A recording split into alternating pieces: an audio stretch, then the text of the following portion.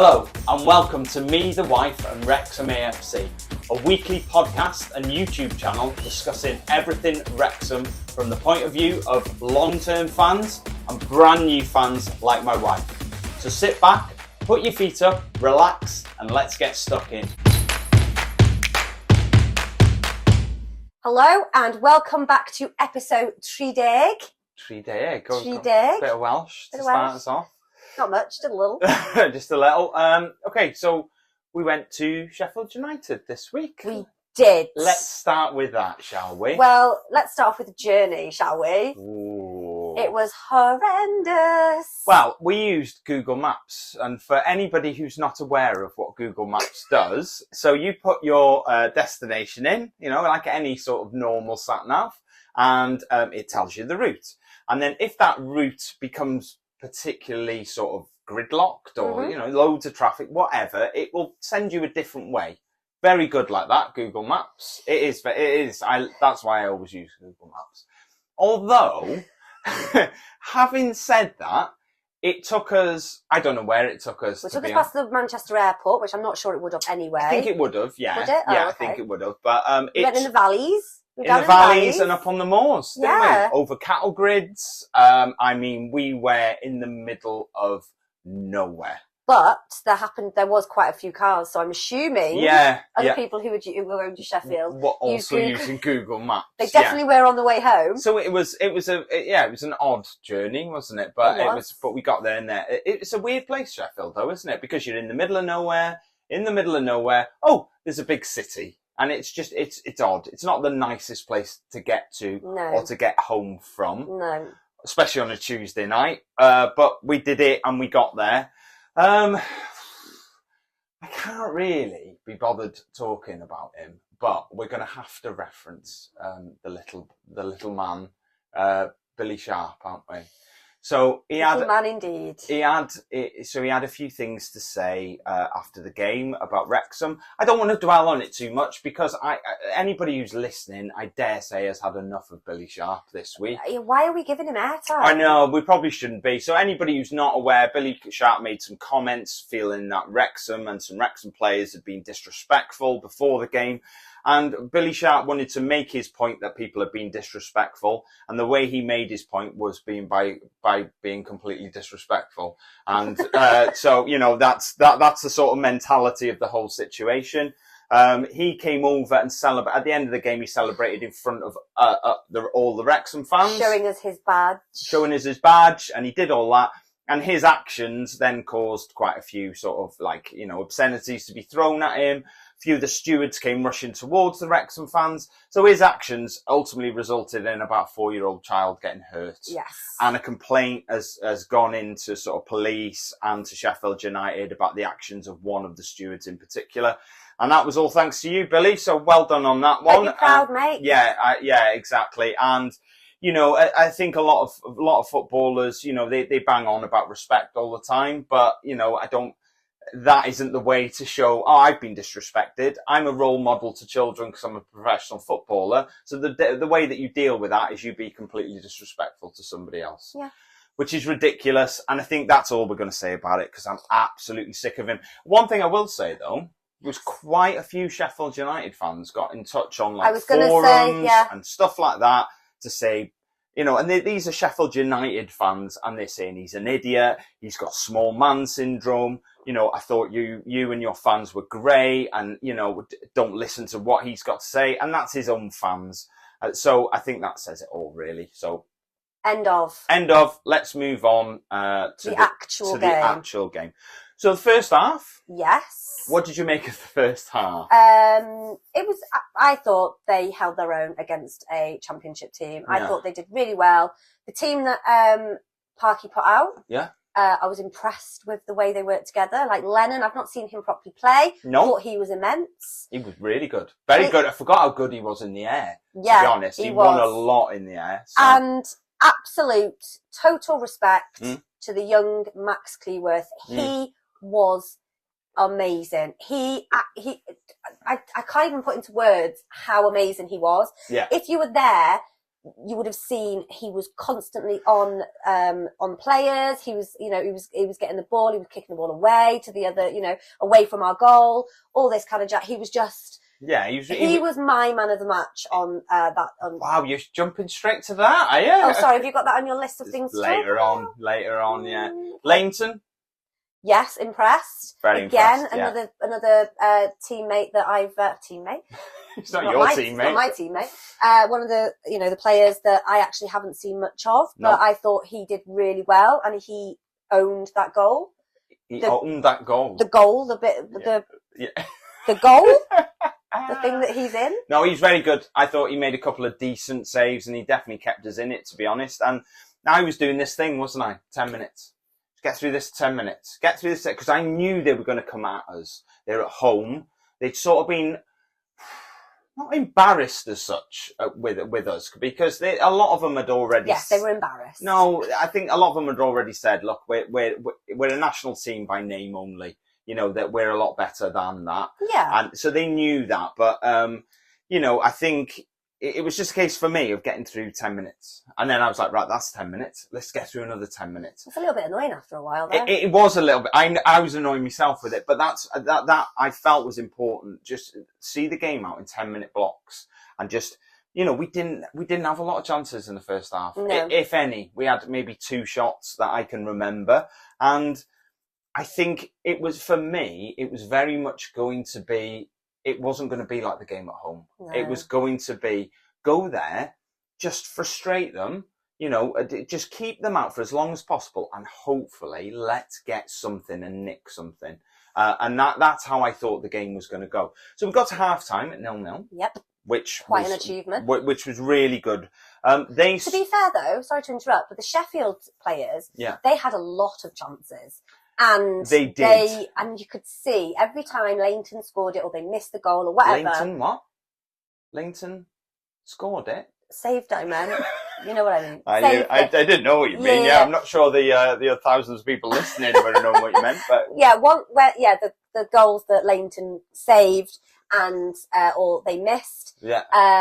Sheffield United, that is. Yeah. You could see the frustration in their faces. And that's what you wanted. Like, but that's what I was hoping for, is that I knew they were going to get chances, but it was a hope that they were going to get frustrated, and that they were, you know, that they were going to be more wasteful with the chances they were going to get later on, because they've been wasteful with the ones early on. But they did score. We went into the second half. They did score. And what were you thinking when they scored? Did you think, because there was a little bit of a barrage, you know, towards us in the first half, they finally wore us down and they scored? Did you think it was going to be floodgates time at that point, where you them scoring loads of goals against us? No, you didn't. No. Okay, I'll be honest. I was a little bit worried that once they got that first one, it was going to be a case of, right, okay, they've settled now. And the thing that worries me about bigger teams is that once they've settled and they go, right, we've got one now, they play their more natural game when they've settled, so the nerves sort of go a little bit and they play the way that they would normally play. Yeah. So that's what worried me, that they were going to go, right, they've settled in now, they've scored one, and I was worried that they were going to sort of kick on. I had faith. Good on you. So it was a tale of 2 penalties after that. Yeah. So got the first one. A little bit ropey. I think a lot of Sheffield United fans were quite annoyed by the first penalty, mainly because it was hard for us to see. We were literally in the front row behind the goal, weren't we? But there was loads of blooming stewards there. Yeah, I know. So we were right there. And so for us, it was hard to see the markings of the box. Looking at the replay, he probably pulls him maybe outside the box. But then that continues into the box, and that's when he goes over.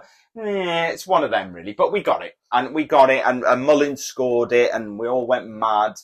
And then we went and got another one. Some of us went a bit more mad than others.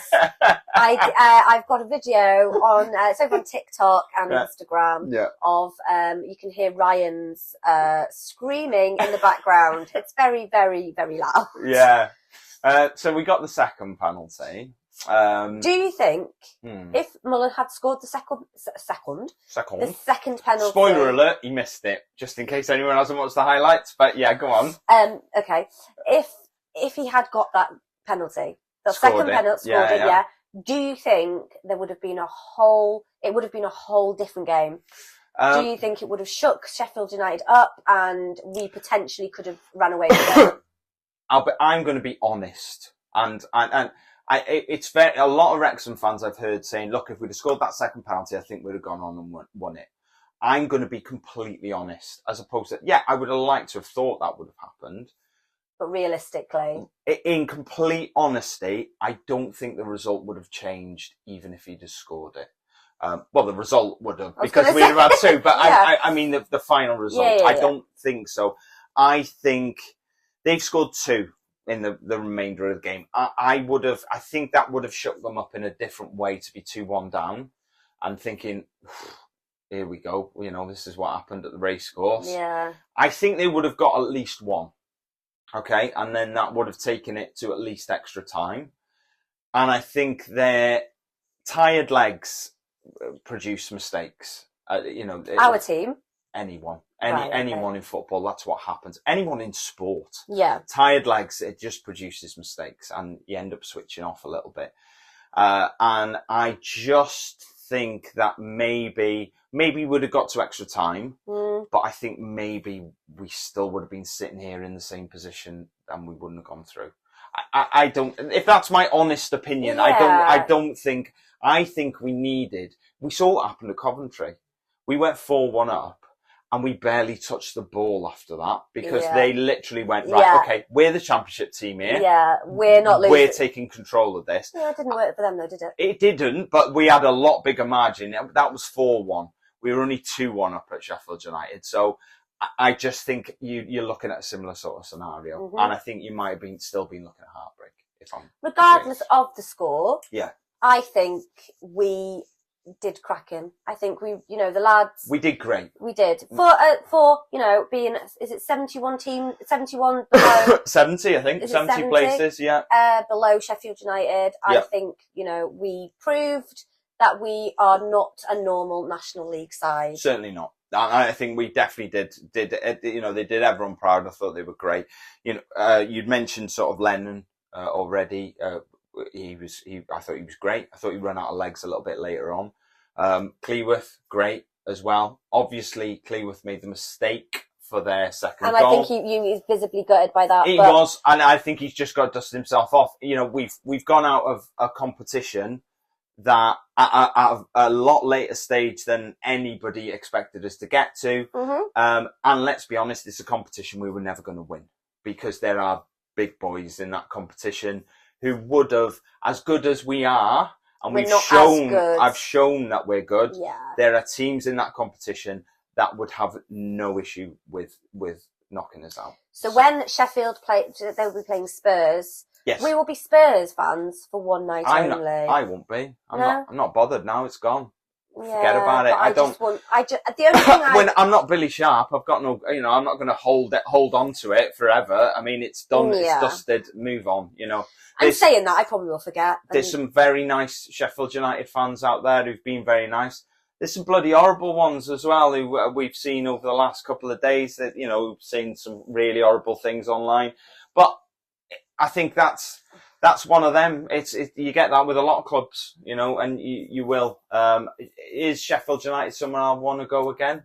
Probably not, to be honest. To Bramall Lane? Yeah. No, thanks. No, it wasn't. No. It was. I think one problem is we've been spoilt a little bit, and we've been spoilt by the CBS Arena. So it was very nice. It was very nice. Very nice. The food was very nice. The drink was very nice. The ground, the Coventry fans were amazing. They were lovely. Literally every single one of them.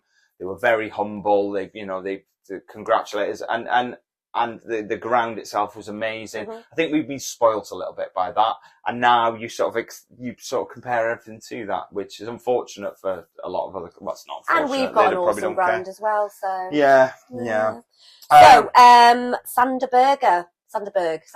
Well, I just wanted to mention him. If I was going to mention anyone, I think we kept a lot of their players quiet, and Dai was quiet-ish. I think he was one that I was really worried about.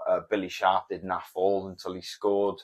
And he's the one that won it for them, isn't he? Yeah, yeah. But and there was a few players that I was sort of worried about. Sanderberger was one of them that I was worried about him, and I think I was very right to be fair, because I thought I picked him out, didn't I, during the game? I thought he was outstanding.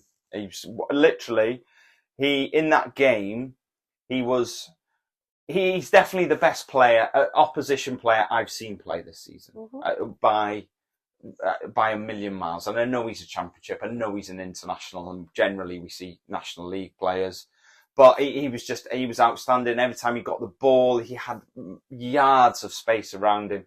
He barely seems to move. He seems like a really lazy player, but he's always in space, so that they contradict themselves. You have to work to get into that space. So comfortable on the ball. Any budding midfielders out there who want to know how to play the game, I would suggest watching him, if I'm perfectly honest. But that's enough about praising Sheffield United fans. Players, sorry. So, talking of Sanderberg, let's move on to Wealdstone. And there's a reason why I wanted to mention somebody else, actually. Was Sheffield? Yeah, just one other person, which you haven't mentioned. I wanted to say I think played really well. Who's that then? I think that was Cannon. I thought. He did play well. I thought Cannon was superb. I've seen contradicting reports. For me personally, I thought he was very good. I thought he was very much with the pace of the game. I thought he created a lot. I thought he was excellent. So I just wanted to shout out to him. So that's why I pulled you back. Okay, well, my segue to talking about Wealdstone, obviously you weren't just talking about Sanderberg now, so it's kind of gone. Yeah. But anyway, Wealdstone. We played them on Saturday. Yeah. Another packed house. Yeah. Over 10,000 fans. We had an elf there. Will Ferrell was there. Which was really weird, because Ryan and Rob weren't there. No, but Will Ferrell was there. Will Ferrell was there, and he was drinking in the turf, and he was just... It was just a surreal thing. You know, when I saw the picture on Twitter, I thought, oh my God, there's a guy who looks the spit of Will Ferrell, and everyone's taking the mick. Yeah. But lo and behold, it was actually Will Ferrell. Yeah. The reason why I was talking about when I said about Sanderberg, let's talk about Sanderberg, let's talk about Wealdstone, is because I think you were off somewhere with my brother, chatting, whatever. Yeah. I said to your dad, I think it was to your dad, I said, oh no, I said it to you. You did say There's a lad on the pitch. Looks Cook. Cook. I went, he looks the spit. He does, of Sanderberg. Yeah. And it was freaky. He did, yeah. Turns out Cook is an absolute idiot. Yeah. And got booed a lot. Yeah. But it was a good game. The decision for Parky to leave Tom O'Connor and Max Cleworth out and play Tom O'Connor. What do you think? What's your thoughts, my friend? I find it a bit odd, and I know what happened on Tuesday night. He made a mistake, and it might have affected him a little bit. You know, that he had made a mistake, which had led to the goal that led them to go 2-1 up. I get that, but having said that, I still would have played him yesterday. I think Tom O'Connor does very well when he drops in, but he's not a defender. He's not tall enough to be a centre half. He is a midfielder. He plays his best football in midfield. We have Max on the bench, who was on the bench, who is a defender, does play in that position every time that he plays. I never completely understand the decision to play Tom O'Connor in that position when we have a recognised centre-back sitting on the bench. Yeah. I never get that. And I don't get why we did it on Saturday. Okay. I don't think it completely worked. Tom O'Connor came off at half-time and Max came on. Did O'Connor come off at half-time because he was injured? Maybe, because he was on the floor. He did go down, but, maybe so. But if in that scenario you're willing to put Max on the pitch, then why not from the start? Because he's a recognised centre-back. Why are you leaving him on the bench? Do you think Max made a impact when he did come on the pitch? It's not really an impact position in that position. I think he made an impact at the Sheffield game.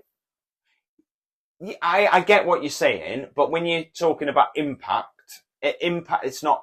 defence isn't really an impact position.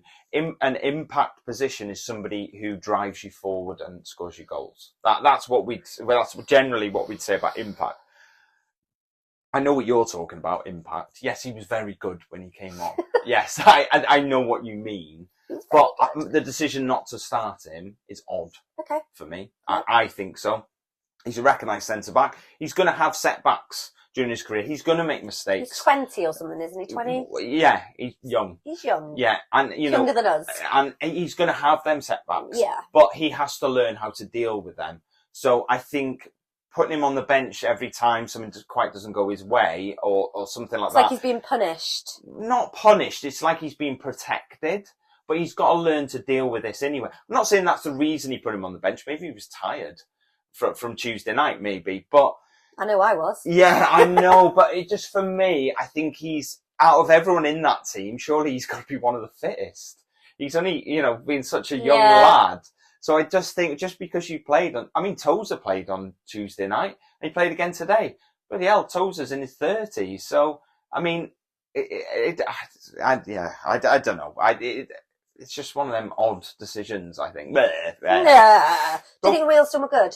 I thought they looked superb. I thought they looked really good, Wealdstone. Were you worried? Yeah, at first. I think they were quick on the ball. They moved it around really well. And that's not the Wealdstone that I remember from last season. They just look really good. They got some quick lads, which I thought as the game would go on, I thought would cause us some problems, to be honest. But no, I was really impressed by them. So they were really good. Yeah. They were really good. There was one in particular that actually impressed me. I'm going to have a stab at this. All right, go for it. Just hang on. So his name was Tarin Alarakia. Tarin Alarakia. Yeah, you sound... I don't know. Tarin Alarakia. Anyway, he was their number 7. I thought he was superb. He's the one who scored their goal. Okay. In the second half. We'll come to that in a minute. Celebrated in front of our fans. Yeah, whatever. It is what it is. But I thought he was excellent. And I thought everything good that they did went through him. He was their number 7 for anybody who's watched the highlights or was at the game. And I thought he was really good. And I was very impressed with him. They've got a few areas where I think they need to improve. Okay. But going forward, I think they were really good. And I think 3-1 maybe did them a little bit of a disservice, really. I think so, yeah. I think 2-1 was probably a fair result. Is that because that was your prediction? No. I just thought, I felt a little bit unfair on them conceding 3 goals when they played so well. But yeah, for me, I thought they were a very good team and they seemed like quite nice fans as well. Yeah, I read on Twitter, yeah. And I think the guy who does the, not commentating, he does the announcements and stuff, he actually said that 3 or 4 of the Wealdstone, I was going to say Sheffield then, the Wealdstone fans were actually singing Umar O'Heed. Yeah. Which I thought was really nice, I think. Maybe they're Welsh. Yeah, this is what I'm thinking there. They've got Welsh roots. Maybe. So they know. Maybe they are Welsh and they just moved down there. Maybe. Yeah. I just thought it was a nice touch. So Mullins scored just before half time, and I think it was a sort of perfect time to score as well. Nice little goal, good ball in. Mullins scored with a header. I'm getting quite used to Wrexham being okay in the first half and getting to half time level, and then I'm starting to worry less now when that starts happening, because not a different team comes out in the second half, but it's just the way. Team. No, it's sort of the way they are. They try to suck the energy out of teams in the first half and then go at them a little bit more in the second. It can be very dangerous. Yeah. I think we talked about the high press, didn't we? So everyone sort of they were playing it out from the back, so the keeper straight to the defender, and then they were playing out. We had a high press sort of set up where we had sort of Mullin, Palmer, and then we had Luke Young in behind and Elliot Lee trying to sort of stifle the whole thing. the odd thing is that the high press was neither here nor there, really. They weren't really pressing very much, or maybe one was going and then not the others. And I think our high press is so good that if we do that, I don't think teams can deal with it. Mm-hmm. But we didn't really do it. We set up for it, but we didn't really do it. Follow through. Not really. So I was happy to be 1-0 up at half time, because I think that sort of... I would have been happy for it to be that, to be fair. Yeah, it settled everything down. Yeah. Now, I mentioned that Tarin Alarakia. Tarin Alarakia. Just stop. So he scored their goal not long after after half time. Yeah. A bit strange, wasn't it? Because he looked, when your newfound knowledge of offside, he looked at miles offside. Yeah. Absolutely miles offside. I think everybody was waiting for the flag to go up, and we were all sitting there going, well, the flag's not going up, is it? Oh, maybe when he puts it in the net, the flag will go up. No. Now, we've seen the replay.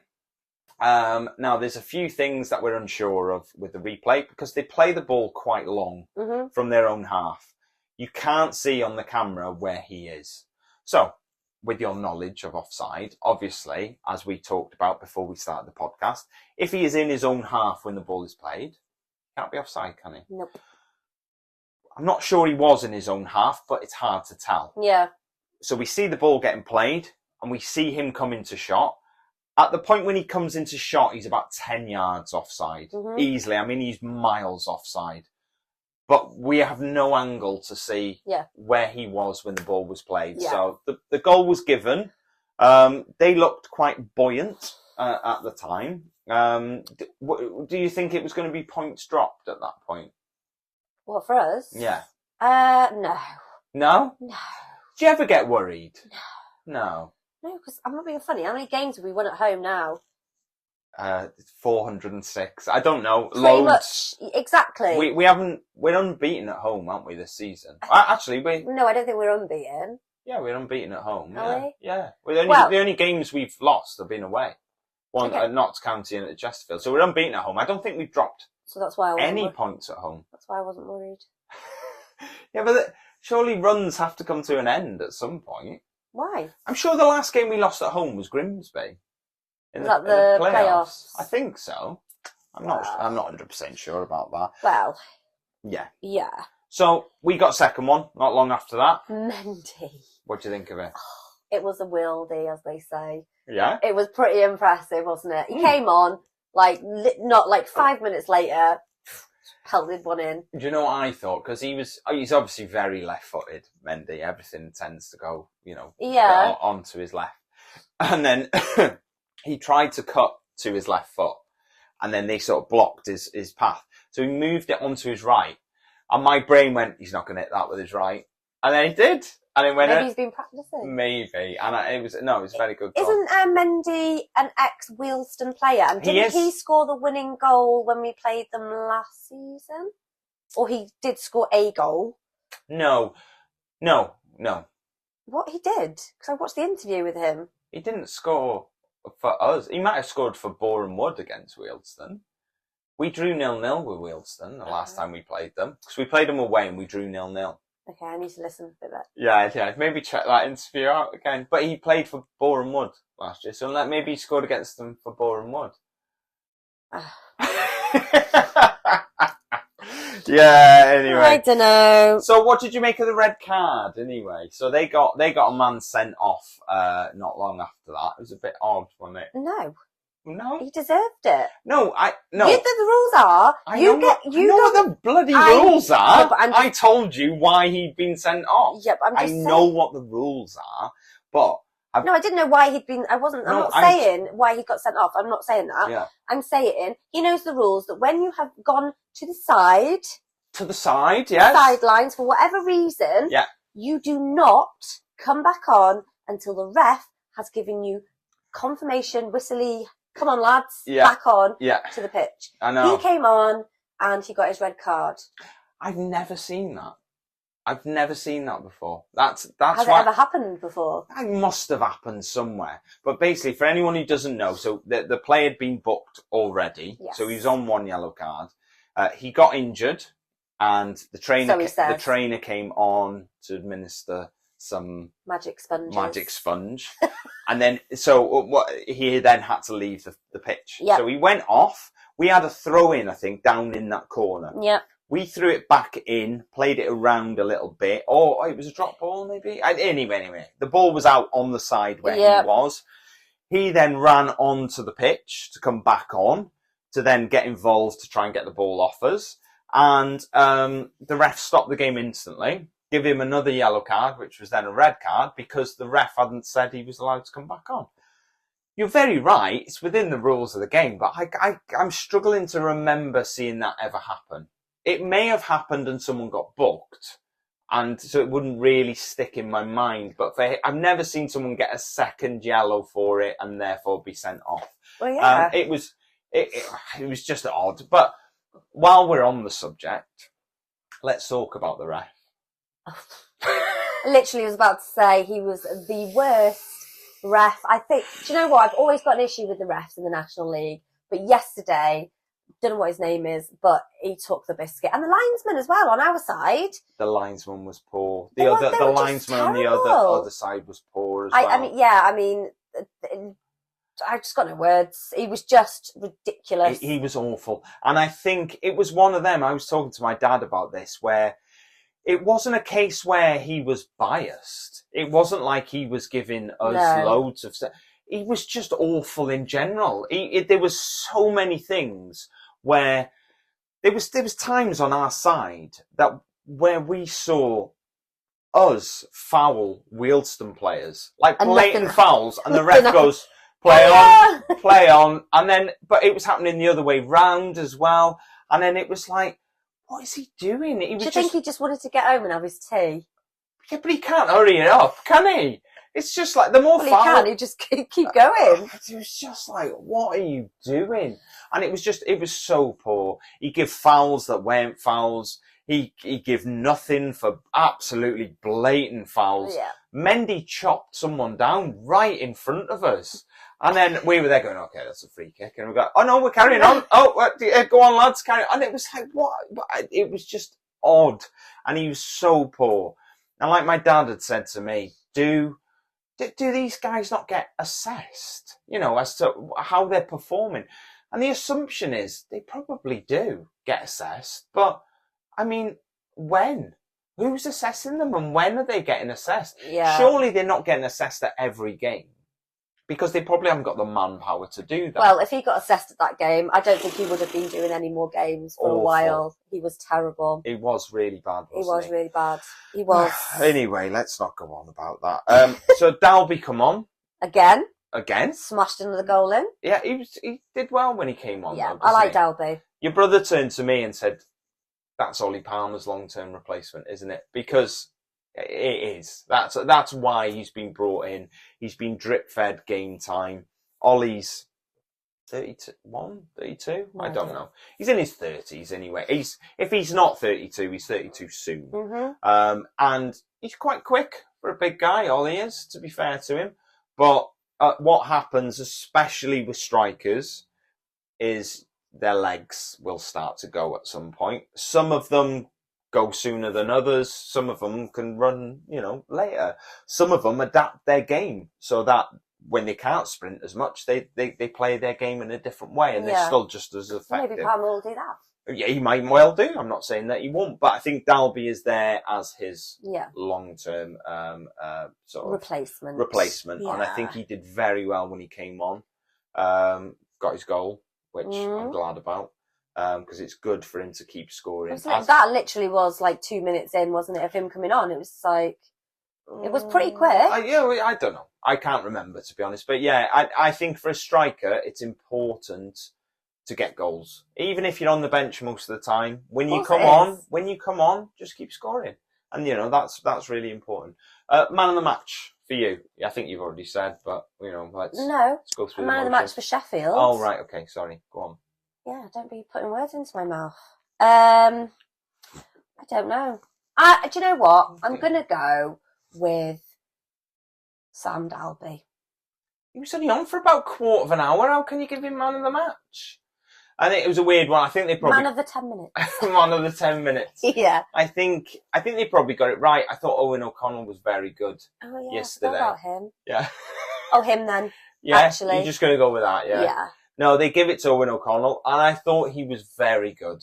I thought he looked very assured. He doesn't look the quickest, I'll be honest. He doesn't look super fast, although he does look very good and very assured on the ball.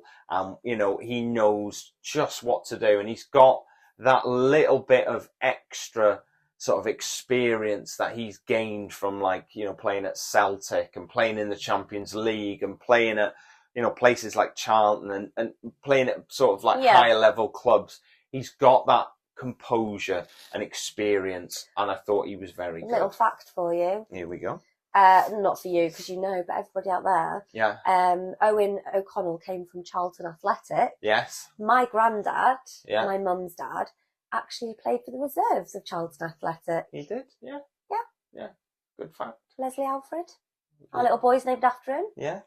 Not so little anymore. No. Yeah. Good So fact. Charlton Athletic, if you have any information on Leslie Alfred, I would...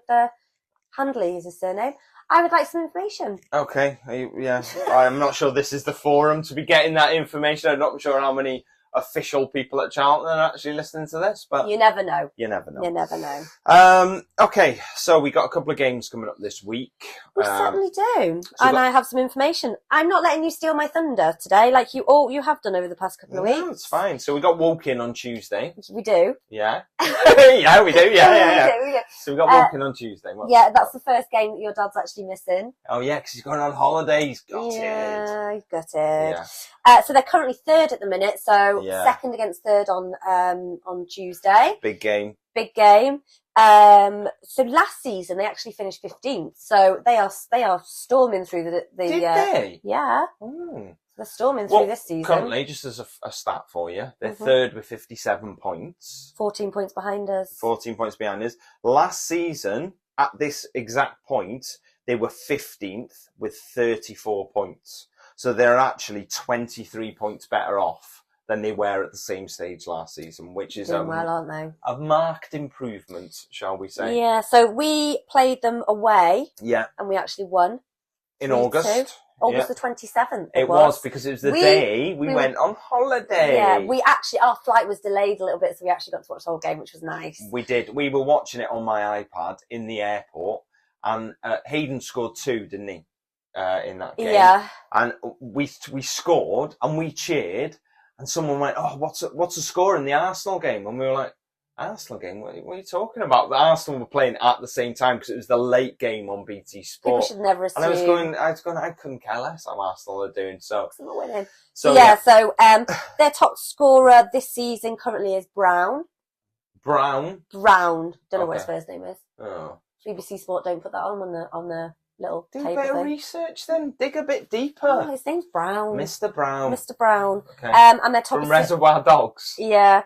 So their last few National League results. Yeah. Obviously they played in the 5th round of the FA Trophy yesterday, I think, actually. No, they played in the National League yesterday. On Saturday. They drew 2-2 with Boreham Wood.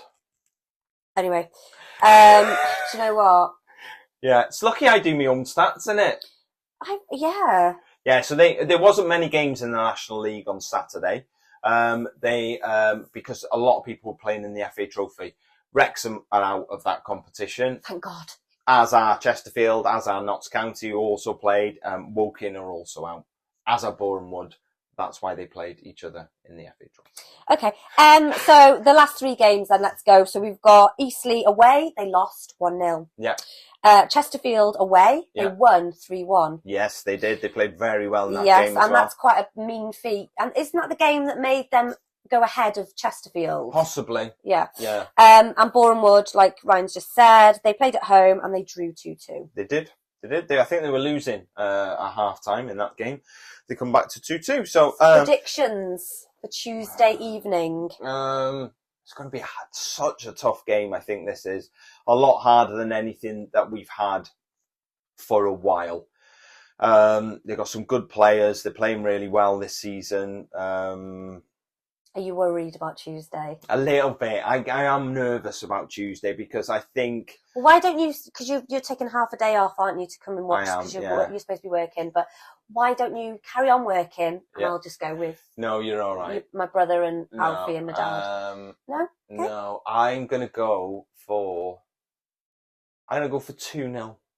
2-0 Wrexham. 3-0 for me. 3-0? Really? Do you think? I have faith in my boys. Good on you. So, Aldershot, the following Saturday. Yeah, I've actually put... What have you got for Aldershot? Oh, no, I have. I thought I'd put Altrincham, but I haven't. I have put Aldershot. Yeah. So, currently 13th. Yes. Finished last season 20th. Yes. They are... their top scorer is F. Can't say this. Evian. Evian. Evian? Well, like the water. Where's his name? Oh, what are you covering it up for? Because I'm worried that I've got the wrong information. Who does Evian play for? Evian? Yeah. I'm not sure, to be honest, though. Anyway, look. Oh my God, just go with the information that you've got because I'm just... Oh, God. Yes. So they're 13th at the moment with 37 points. I got that right. Yeah, you did. At the same point last season, they were 20th with 31 points. So they're 7 places and 6 points better off than they were at this point last season. Yeah. So they've also improved. This was obviously the game, we played them a few times last season because it was one of the games... I think it was last season. Was it last season when it got called off because of the waterlogged pitch in Aldershot, and then we had to replay it? That might not be the case. It might be in the season before. Can't remember. They all merge into one now. But they look. They're improved recently. Improved enough to beat us. No, I wouldn't say so. I still fancy getting the 3 points. That's an away game, though, isn't it? The Aldershot game. It is. So, I still fancy getting all the points against them. Where is Aldershot? It's down south and across. I don't know. My geography's not great. That's the geography lesson there. Yeah, no. It just sounds like all these places that the teams that we play at the moment. Yeah. They all sound quite Yorkshire-y. They're not. I know they're not. I know they're not. Yeah. Like Wealdstone, not in Yorkshire. Yeah. Sounds Yorkshire-y. Because you asked me where in Yorkshire Wealdstone was. No, I never. No, you said... I said, is Wealdstone in Yorkshire? Yeah. And I said no. Yeah, I did history in school. I didn't do geography, so... No, that's very evident. So their last couple of games, they've beat Dorking twice. Both at home. One in the FA Trophy and one in the National League. So they've beaten 1-0 and 2-0. Or FAT and NL, as you've got it down there. FAT and NL, yeah. So FA Trophy and National League. Yes, they've beaten 2-0 and 1-0. I don't think you can draw too much from either of them two games. Dorking are okay, but they're sort of battling against sort of relegation, I think. We've got Dorking coming up as well. We have got Dorking coming up. They can turn on a performance when they need to. Dorking. So I don't know. I don't think you can draw too much from them games. We played them in November at home and we beat them 2-0. We went 2-0 up before half time. I think from memory, Paul Mullin and James Jones scored in the first half. Yep. So it was 2-0 at half time. We didn't really kick on that much in the second half and it ended up finishing 2-0. But that's fine. We won that game. So, predictions. I'm going to go 3-0 again. 3-0. I'm going to go... It's away. Yeah, I fancy a clean sheet, I do, against Aldershot. But I don't fancy... I'm going to go for a repeat of the home. I'm going to go for 2-0. 2-0 for me. Yeah. Happy with that? Yeah. Okay, that's all the games out of the way anyway. I know. So let's have a little chat about some news. It hasn't been that much, to be honest, has it really going on? Because I think what tends to happen, we get flooded with news when there aren't many games. And as we're all more than aware, there's just games at the moment. Games. So, there's a lot of games going on. I think one thing worth mentioning is from the week gone, Ryan and Rob have been in charge of the club for 2 years. 2-year anniversary. Yeah, so we're 2 years down the line. Is it any less weird for you at the moment that we've got Deadpool and the guy from Always Sunny in Philadelphia in charge? No, because then you get people like Will Ferrell turning up. Still, somebody put on Twitter. Is it still odd though? A little bit, yeah. But somebody put on Twitter, he said, I wouldn't be surprised if I was having sharing a tray of chips with Taylor Swift before the end of the season. You know, I'm not sure how friendly Taylor Swift and Ryan Reynolds are. But I get the point. Yeah, it is. You know, I think for people, you know, who see like people like Wayne who owns the turf. Yeah, he's like really friendly with like Ryan Reynolds now, so it's probably not so much of a big deal for him. But I think when we see him at the games, and Rob, I just think it is like weird. Still a little bit weird, isn't it? I think, and I think it'll always be a little bit strange. And it's always causing. Sorry, I'm just doing my hair while I talk. And it's always the thing that gets brought up in regards to other fans from other clubs. It's going back to the Wealdstone game, I saw a video on Facebook. Yeah. The Wealdstone manager did the money, you know, when people go like that with their money. Money. Did that to the Wrexham fans yesterday. Did he? Yeah. I mean, yeah, it is absolutely ridiculous. But yeah, 2 years on, it's still a bit surreal. It's like we said last week, though, nobody likes us, but we don't care. We don't care. We've got Ryan and Rob. Who have you got? Yeah, no one. And Will Ferrell as well. Yeah. So we're talking about Will Ferrell, though. Do you think? Do you think there's anything in that with regards to, you know, as we move on? Yes. We may need further investment. I'm not saying Will Ferrell's got loads of money, but he's obviously quite well connected within the football world in America. LAFC. Yeah, so he owns a part of LAFC. Do you think that's a future potential for something? I do find it bizarre that he was there, just there on his own. You know, Rob and Ryan weren't there. Yeah. So potentially there is a reason why he's there. But I said to your dad, maybe he's got a new film out or something. I'm not sure. Or he's doing some PR work around, and he was just in the country. And he was in the country. Yeah, maybe. So he thought on the way to wherever he's going, let's just, you know, pop into the turf and have a pint. Stick the kettle on and popping in. Yeah. Just a quick one about the autism-friendly football sessions are back at Wrexham. So they're getting held at the Glyndŵr Sports Hall.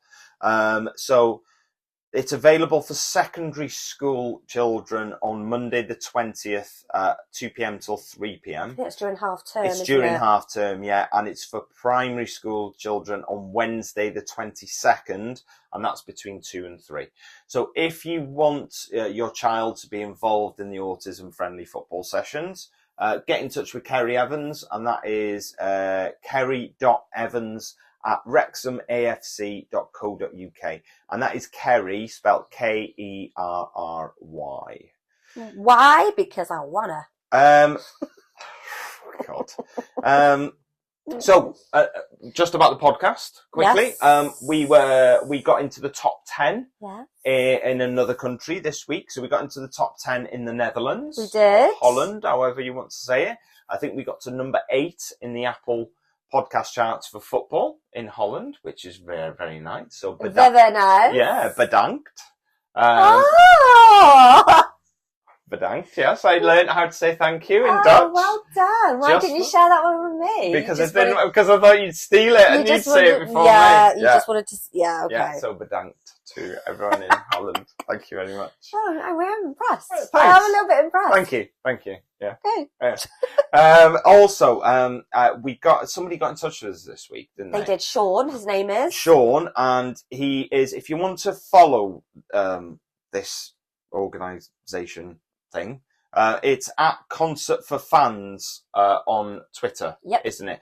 What it is, it's an event called Red Mist, and it's an end-of-season party at the William Aston Hall for all Wrexham fans, and it's on the 28th of May, which is a Sunday. Bank holiday. But it's bank holiday weekend, so it's a party. They've got bands on, they've got Luke Gallagher playing, They've got some other people. I can't remember.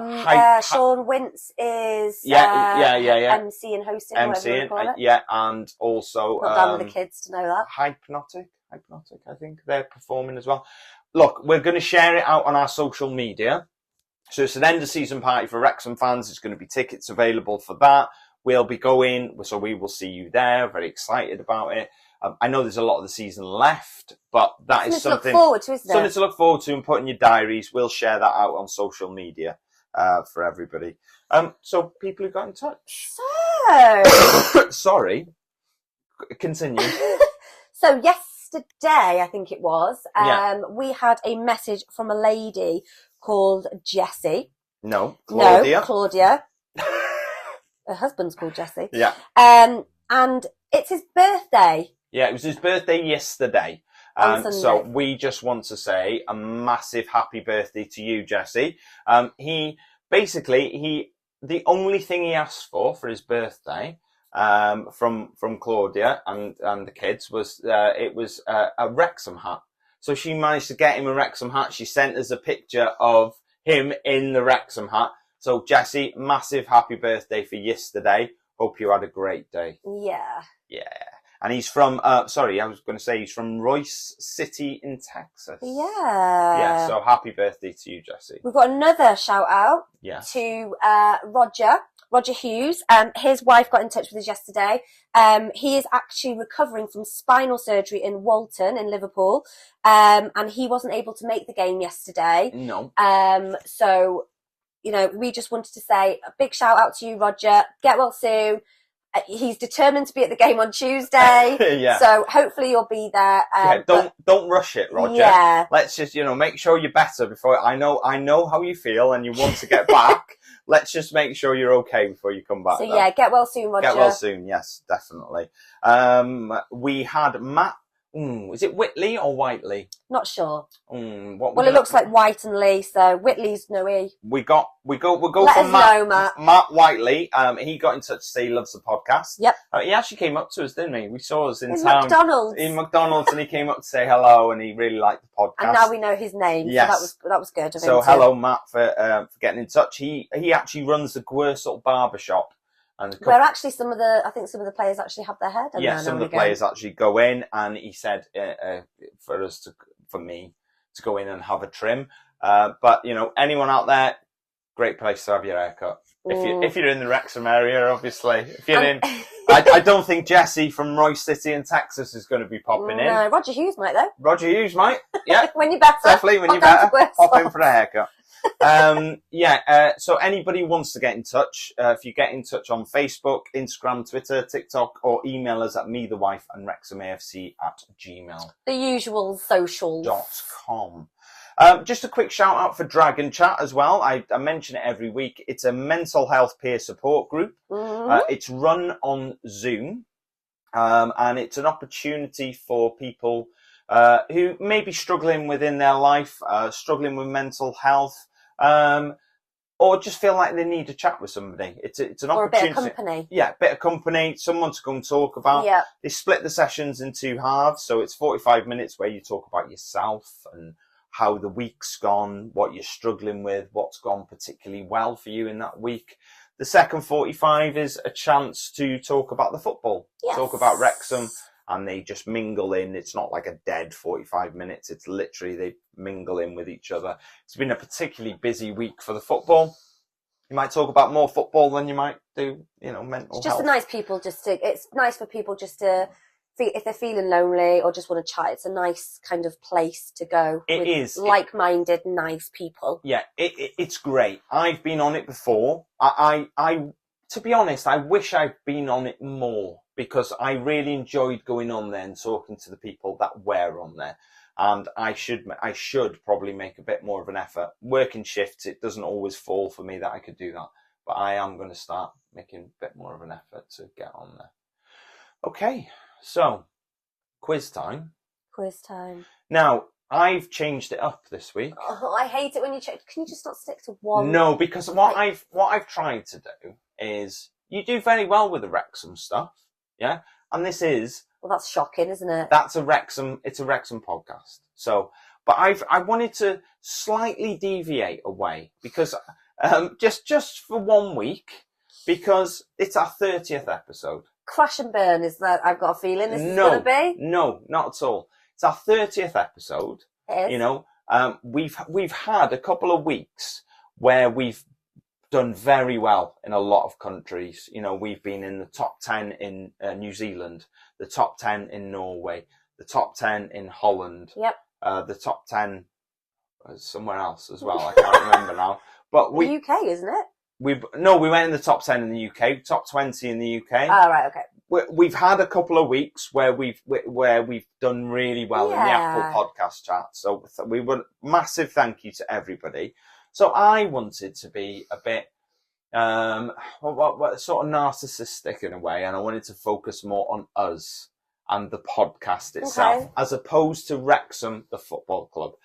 But I know people like the quiz, so I've made it in such a way that people can still play along at home. So, do you remember where we did the club? No, probably not. The club shop quiz. When I gave you something, I said, "Is it higher or lower?"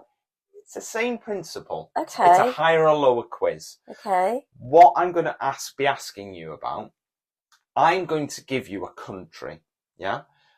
And that country will have how many listens or downloads that we've had of the podcast. I'm going to then give you another country, and you need to say, have we had more or less listeners in that country? Not as difficult as I thought it was going to be. No, exactly. I've tried to make it accessible for all. I hit my hands on the wall. We're going to start with Denmark. Okay. Okay. I'm not going to tell you how many listens or downloads we've had, but Denmark, and there's a reason for that, and I'll explain that later. Okay, so Denmark. Yes. Okay. Number 2 is Norway. Have we had more or less downloads / listens in Norway than Denmark? More. Incorrect. It's less. Less. Okay, we've had less listeners in Norway Started than off Denmark. well there. Yeah, not a good start. No. The next one is Czechia. Czechia is the Czech Republic. They refer to themselves as Czechia. Oh. They are all called the Czech Republic still, but Czechia is. Okay. Okay, so more or less than Norway. Less. Incorrect. We've had more in Czechia than we have in Norway. I mean, I have no concept of how big these countries are, so... Yeah, well, yeah. Okay, so Czechia. We're on Czechia. Next one is Germany. More. Very much more in Germany. Very much more? Very much more. We're massive in Germany. I love Germany. Yeah. Next one is Barbados. Less. Correct. Definitely less listeners in Barbados. Next one is Argentina. Less. It is less. Well done. Yes. So we've only we haven't had many listeners in Argentina. We've only had I'm not saying because that'll help you for the next one. Japan. More. Correct. We have had more people listening in Japan than we have in Argentina. Global. I know. And the last one is Russia. More or less than Japan. Russia's a big country, isn't it? It's a very big country. Is it bigger than Japan? No. Oh, well, what? Yes, massively more. Probably fit 100 Japans in Russia. I'm going to say less. It is less. We've only had one listener in Russia. Yeah, so, no, well done. You did all right there. You did all right. I wanted to run down our top 10. Okay. Our top 10. You're not going to ask me to run this down. No. So, this is over. 10th most popular country we're listened to in is Holland. 9 is Czechia. 8 is Denmark. 7, Ireland. 6, Germany. 5, New Zealand. 4, Australia. 3, Canada. 2, the UK. And number 1 is USA. So we've listened to 50% of our listeners listen to us in the USA. We love you all. We love you all. So thank you very much for tuning in again this week. It's been an absolute pleasure. We love talking nonsense for you on a weekly basis. You do. Yeah, I do. See you again next week for episode 31. Bye. Bye.